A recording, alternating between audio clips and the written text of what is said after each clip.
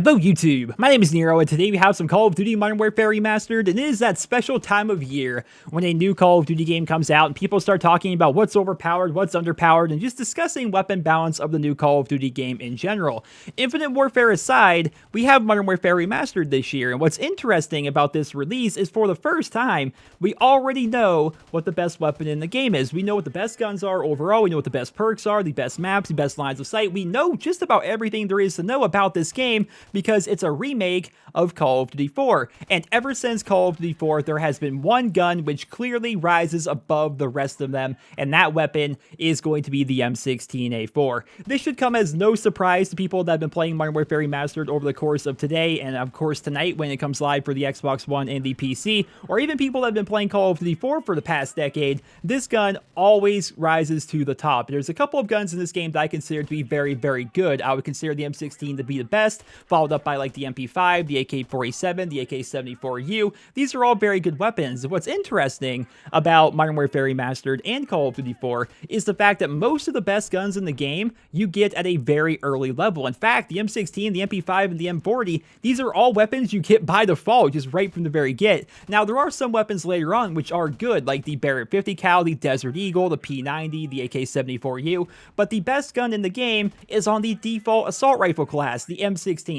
So why is the M16 so good? Well, simply put, it's a burst rifle that will one-burst people at ridiculous ranges. It's very powerful up close because it can one-burst you. It's also very powerful at a distance because it can one-burst you at very good ranges. And if it doesn't one-burst you, it has a very good rate of fire, no idle sway whatsoever, and can easily just get that second burst off and kill you very, very quickly. If you actually go over to the Call of Duty wiki, you can see that the gun itself in Call of Duty 4 did 40 damage up close and 30 damage at a range, which means at most, you should need only 2 bursts to kill somebody, even at the furthest ranges in the game. And it also says the M16A4 is widely considered to be one of the best assault rifles in the game due to its high power, low recoil, lack of sway, quick reload, high rate of fire per burst, and easy conservation of ammunition due to its burst fire. That definitely sounds pretty good, right? And you'll notice while aiming down sights with this thing, there is no idle sway whatsoever. That's why a lot of people use a red dot sight on the M16. It's because the gun is a literal laser. Like, you can lock onto somebody across the map, put 2 bursts into them, and they will die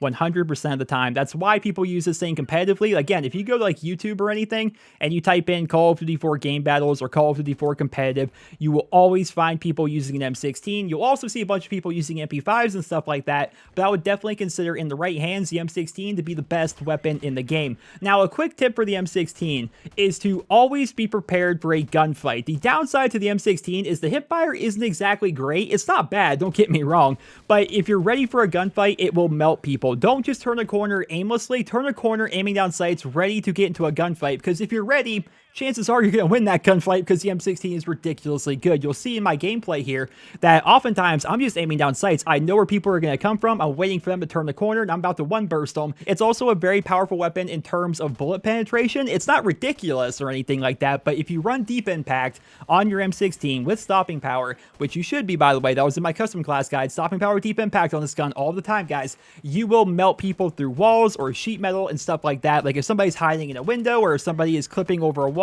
you can simply shoot right through the wall. It's ridiculously good. And in fact, if you like playing hardcore, whether it's Call of Duty 4 or Modern Warfare Remastered, the M16 is one of the best guns in the game for hardcore because especially with deep impact, you can shoot through anything. You can pre-fire people through walls. Like if you play hardcore search and destroy, you can just pre-fire people from their spawn through walls with this thing and kill them as they're running out of their spawn. It's ridiculously powerful, by far the best weapon in the game.